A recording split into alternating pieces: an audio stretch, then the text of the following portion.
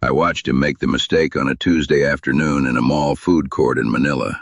He was maybe 68, American, polo shirt tucked into khakis, and he was haggling with a woman selling bibingka over 20 pesos.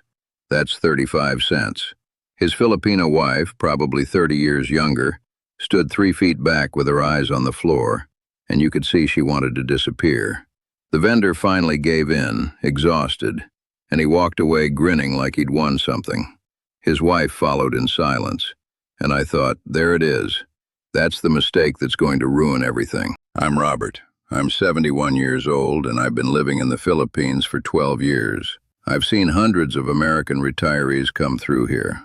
Some make it, build beautiful lives, die happy, surrounded by people who genuinely loved them. Others crash and burn spectacularly, and it's almost always the same mistake, not the one you think. And if you're considering retiring here or you know someone who is, you need to hear this. Let me back up. I retired from the Postal Service in Sacramento in 2012 after 34 years. My wife Linda had passed 2 years earlier. Cancer, fast and cruel.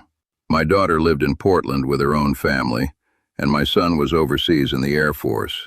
I was 59, alone in a 3-bedroom house I'd paid off, collecting a pension of about $2,800 a month, and waking up every day with absolutely nothing to do. You know what nobody tells you about retirement? If you don't have a plan, it'll kill you faster than any job ever would. I spent 6 months watching daytime TV and eating frozen dinners, and I could feel myself disappearing. A buddy from work, Tom, had retired to Thailand a few years earlier and kept sending these emails about his life there. Cheap living, warm weather, beautiful place. So I visited him in Chiang Mai for 3 weeks, and I loved it. But something felt off. Tom was living in this expat bubble, married to a woman who barely spoke English. And when I asked him about his Thai friends, he went quiet. He had drinking buddies from Wisconsin.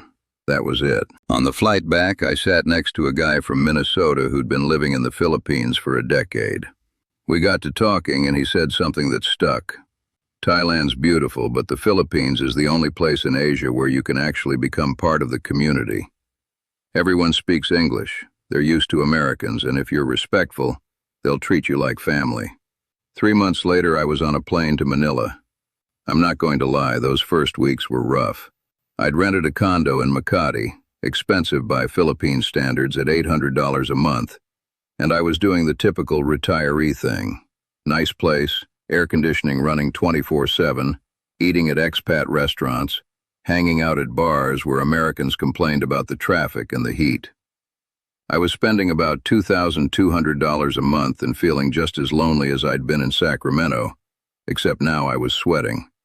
Then I met Mang Carlos. Mang Carlos was the security guard at my condo building, probably 65, skinny as a rail, always smiling.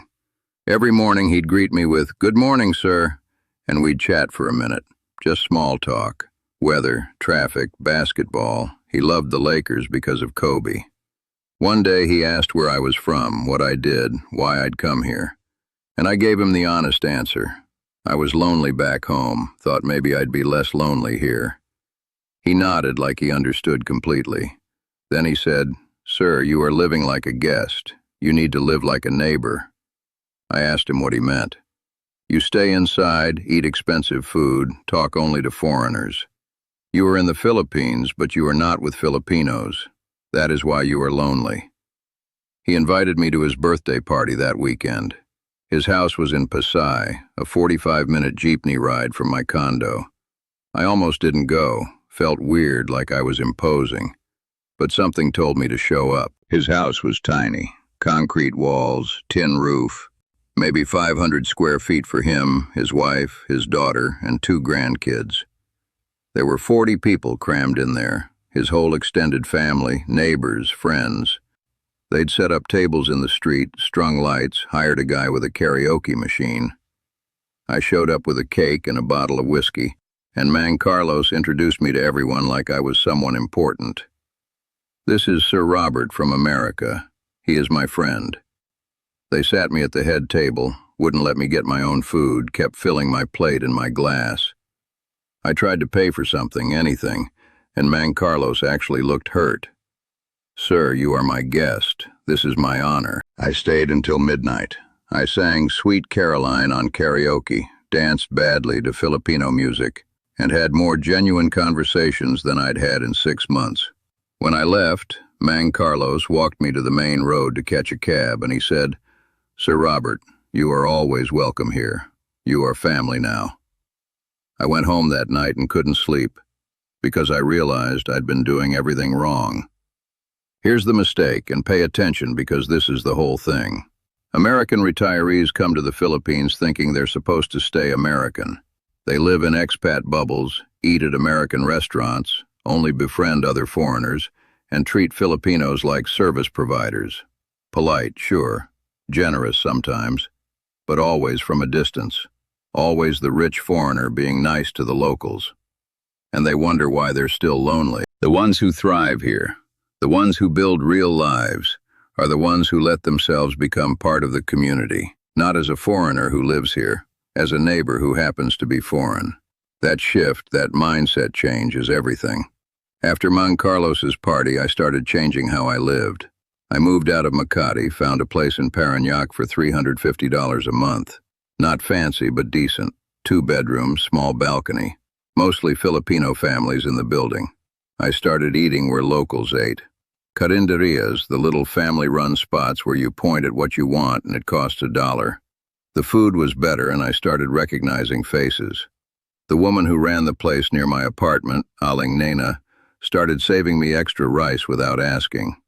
I stopped converting prices to dollars in my head, started thinking in pesos, stopped comparing everything to America, and I started saying yes to invitations. Birthday parties, fiestas, Sunday lunches. Filipinos invite you to everything, and most foreigners say no because they think it's just politeness. It's not. They mean it. And if you keep saying no, they stop asking. Within 6 months, I had a community. Real friends who checked on me when I was sick, who invited me to things not because I was American, but because I was Robert. But here's the deeper part of the mistake, the part that's harder to talk about. A lot of American retirees come here with the wrong kind of generosity. They throw money around to feel important. They buy rounds for everyone at the bar. They hand out cash to relatives of their girlfriends. They pay for everything, fix everyone's problems, and think that's what being generous means. And then they get resentful when people keep asking. They complain about being used. They call Filipinos opportunistic, but they set up the dynamic. They made themselves the ATM instead of the friend. Real generosity here isn't about flash. It's about consistency and respect. It's paying for your share at group dinners. It's helping a neighbor fix his roof, not by hiring someone, but by showing up with a hammer. It's sponsoring a kid's school supplies because you know the family, not because you're trying to be the hero. Mang Carlos never asked me for money, not once in 12 years. But when his grandson needed medicine and he mentioned it casually, I helped. Not because he expected it, because he wouldn't have asked if it wasn't serious. That's the difference. I've seen retirees show up, marry a woman 40 years younger after knowing her 3 weeks, buy her family a house, and then act shocked when the relationship is transactional. Brother, you made it transactional. I've seen guys haggle over 5 pesos with a street vendor and then wonder why Filipinos don't respect them. You're haggling over 7 cents while wearing a $200 watch. That's not being smart with money. That's being disrespectful. And I've seen retirees live here 10 years and not learn a single word of Tagalog. Not one. They expect everyone to speak English, which most people do, but the arrogance of it. You've been here a decade and can't say salamat? That tells people everything they need to know about how you see them. I'm not fluent in Tagalog, not even close. But I learned the basics. Greetings, thank you, please, how much, where is. I try. And people appreciate the effort more than you'd think. The biggest mistake American retirees make in the Philippines is thinking the money is enough. Thinking that because they have a pension that goes further here, they've won. That they can just show up, spend some dollars, and live like kings. You can do that. There are plenty of guys doing exactly that. And they're miserable. They're sitting in bars with other miserable expats complaining about the country they chose to live in, counting down the days until they can afford to fly back to the States for a visit, because that's the only time they feel like they matter. The guys who are happy here, the ones who wake up grateful, are the ones who stop being tourists in their own lives. I turned 71 last month. My birthday party was at a covered court in our barangay. There were maybe 80 people there, neighbors, friends, their families. Lechon, pancit, way too much beer. Karaoke until someone's wife made them stop at 11 p.m. My daughter flew in from Portland, first time visiting me here. And I watched her see what my life is. Not a condo and a bank account, a community. People who know me, who check on me, who include me. She pulled me aside at one point, teared up a little and said, "Dad, I was so worried about you being alone here. But you're not alone at all." She was right. I'm not alone. I'm more connected here at 71 than I was at 50 in Sacramento. But it only happened because I stopped trying to stay American and let myself become something else. Not Filipino, I'll never be that, but part of the place, part of the community, a neighbor who happens to be from California.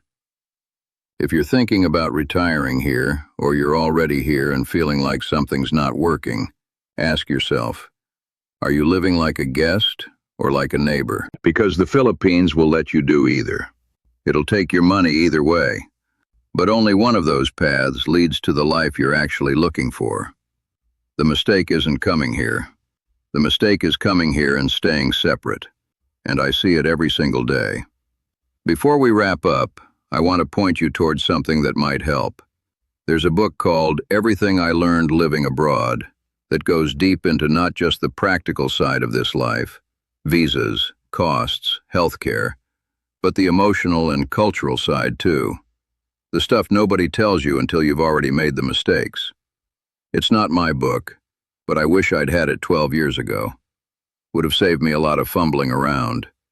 Links in the description if you want to check it out. And if this resonated with you, if you're thinking about this life or you know someone who needs to hear this, do me a favor. Subscribe to the channel. Hit the bell so you don't miss the next one.